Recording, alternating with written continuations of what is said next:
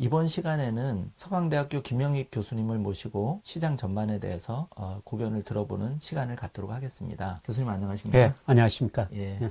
김영익 교수님은 투자의 미래라는 책에서 앞으로 또 3년에 대한 전망을 해주셨고, 제가 그 교수님 정말 꼭 모시고 싶었던 게, 여러분 이게 이제 그 3년 후 미래라는 책, 2016년, 15년, 16년, 17년을 전망한 책인데, 정말 저도 현직에 있지만 굉장히 이렇게 쪽집게처럼 잘 맞히셔서, 이런 생각이 들었어요. 아, 그때 제가 교수님 좀 말씀하신 금에 대해서 좀 더 관심을 기울이고, 투자자한테도 좀 잘 조언을 해드렸으면 많은 수익을 좀 들 텐데 이런 생각을 했었거든요. 예. 교수님 그냥 최근에 이제 편하게 한번 여쭤보고 예. 싶은데, 예. 그 이제 투자자들이 그 중국에 대해서도 관심이 많거든요. 예, 예. 일단은 그 중국 시장에 좀 관심을 많이 가져야 되는 이유가 뭐가 있을까요? 지금 뭐. 예, 예. 제가 뭐 몇 년 전부터 올 상반기에 중국에 예. 투자해가지고 금융으로 국부를 해야 된다. 이런 말씀을 계속 드리고 있는데요. 사실 그동안 중국 경제가 9 내지 10% 성장했으며 투자 중심으로 성장했는데요. 이제 투자에서 1인당 국민소득이 $10,000가 돌파하면서 소비 중심으로, 그다음에 제조업 중심으로 성장했는데 서비스업 중심으로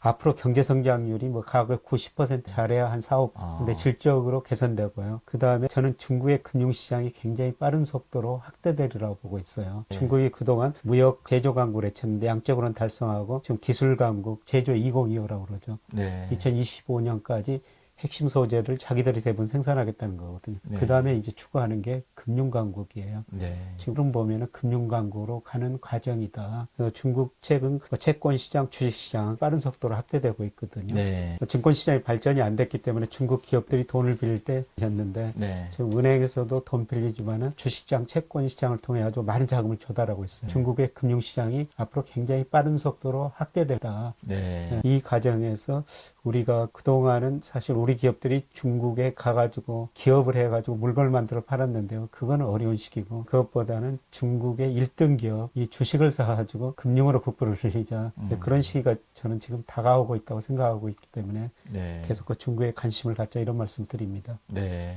그러면은 이제 지금 홍콩 이슈가 미중 무역 전쟁하고 최대 하도로 시장에서 떠오르봤는데 사실 투자자분들도 걱정이 되게 많으실 거예요. 홍콩 H주라든지 그런 지수형 상품도 이제 들어가신 분도 있고 여러모로 이제 걱정이 큰데 이 홍콩 문제의 좀 전개는 좀 어떻게 장기적으로는 될 것 같아요? 예. 그레이엄 앨리슨 교수 예정된 전쟁이라는 책이 있는데요. 그 전쟁 책 보면은 미중 네. 무역전쟁 본질이 뭔가. 그래서 이제 무역전쟁이 금융전쟁까지 가가지고 잘못하면 무력전쟁까지 갈 수 있다. 사실 무력전쟁까지 가면은 모든 전망이 다 의미가 없는 것이죠. 금융전쟁까지 갈 수는 있다고 생각합니다만은 아마 미국이 중국을 계속 여러 가지로 억압할 거예요. 시장이 어려워지고 중국 금융시장도 좀 더 어려워질 가능성이 있습니다. 네. 근데 멀리 내다보면은 아마 홍콩이 금융이 저는 상하이로 가락이라고 생각하고 있어요. 네. 상하이 금융시장이 굉장히 빠른 속도로 확대되리라 보고 있거든요. 네. 그리고 아주 그 장기적으로 보면은 세계 경제에서 미국 역할은 축소되고 아시아, 유럽 역할, 특히 유라시아 시대가 도래하라고 보고 있는데요. 네. 그래서 아시아, 유럽하고 크게 지역 경제를 저는 형성하리라고 보고 있거든요. 네. 장기적으로는 1940년대 위차 이후가 미국이 세계 경제를 주도하고 있습니다. 미국의 역할은 축소되고 갈수록 아시아하고 유럽, 유라시아라고 그러는데 그 역할이 커지리라고 보고 있습니다. 그 역할을 중요하게 중국이 할 거라고 보고 있기 때문에 미국 사람들이 홍콩에서 빠져나가더라도 유럽 금융회사, 유럽 투자자들이 홍콩, 중국에 들어오리라고 보고 있거든요. 네. 이번 충격으로 인해 가지고 홍콩, 중국 주식시장이 많이 어려워진다면은 그렇게 크게 어려워지지는 않을 것 같습니다만은 저는 멀리 내다보고 투자할 시기라고 보고 있습니다. 네. 그러면은 이제 뭐 조지 소로스라든지 투자의 대가들의 또 자금이 향후에 이런 사태 이후에 어떻게 좀 움직이는지도 우리가 좀 관찰할 필요가 있을 것 같고 저도 이제 교수님 말씀대로 전체적으로는 세계 시장이라는 게 어느 미국만 잘 갈 수도 없고 중국만 잘 갈 수도 없고 특정국가 잘 갈 수는 없기 때문에 결국은 이제 장기적으로 서로 그 자국의 이익을 크게 해치지 않는 범위 내에서 접점을 차락이 들거든요. 예. 어느 쪽도 극단적인 파국은 원하지 않을 테니까. 근데 소장님도 금융회사 오래 근무해서 잘 아시겠습니다만은 사실 돈이라는 게 눈이 있어가지고 수익률 높으면은 맞습니다. 이동을 하게 되거든요. 네. 지금 미국의 공적연금을 중국 투자 못하게 만들었는데 그 같은 이런 사람들은 만약 중국에서 수익률이 높다면은 중국으로 들어갈 겁니다. 그렇죠. 사적 자금은. 예. 저는 자금들이 어떤 식으로 이동하는가 그걸 관찰해야 되고요. 파국까지는 가지 않으라고 말씀을 드릴 수가 있습니다만 사실 세계 경제 문제가 갈수록 조종자 역할은 축소되고 있거든요. 그동안 우리가 G7, G 그다음에 중국, 미국 G2라고 그랬지 않습니까? 네. 근데 저는 G0 시대라고 생각하고 있어요. 미국, 중국 정부의 힘은 굉장히 강화되고 조종자 역할, IMF, WHO, WTO 이 네. 역할이 축소되라고 그거는 분명히 문제는 문제일 텐데 네. 예, 그럼에도 불구하고 세계 경제가 저는 파국까지는 안 가고 한들은 보면 세계 소비축이 미국에서 아시아 쪽으로 이전되는 과정이다. 그래서 그동안 우리가 금융 측면에서 보면은 돈을 많이 벌었는데 네. 미국도 투자해야 되겠지만은 상대적으로 저는 아시아 비중을 늘릴 시기라고 보고 있는 것이죠. 네.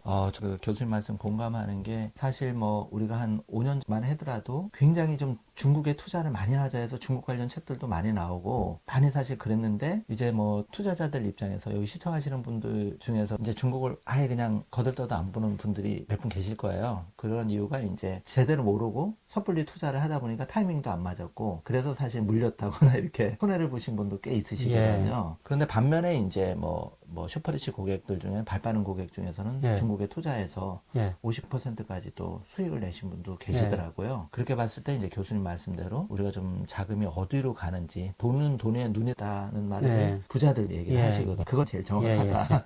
네. 제가 중국 대부분의 뭐 투자자들, 금융회사 사장들께서도 네. 거부감을 많이 네. 나라냐. 그런데 사실 뭐 일부 저 금융회사에서 2007년, 2008년에 중국 투자를 많이 했었죠. 네. 근데 그때 상하이 종합주가지수가 6천까지 올라갔다가 1,800까지 떨어졌거든요. 맞습니다. 예, 그때 중국에서 많은 실망 가진 예. 저는 큰 흐름을 맞았는데 예. 모든 게 시기 때라고 있거든요. 타이밍이 다 예, 맞아요. 타이밍인데 예. 너무 앞서가지 않느냐. 네, 저도 시기 때는 정확히 알 수가 없죠. 근데 저는 그 시기 때가 지금 다가오고 있다. 그래서 지금 금융으로 중국에서 특히 그 금융으로 국부를 늘려야 된다. 이런 말씀을 계속 드리고 있는 겁니다.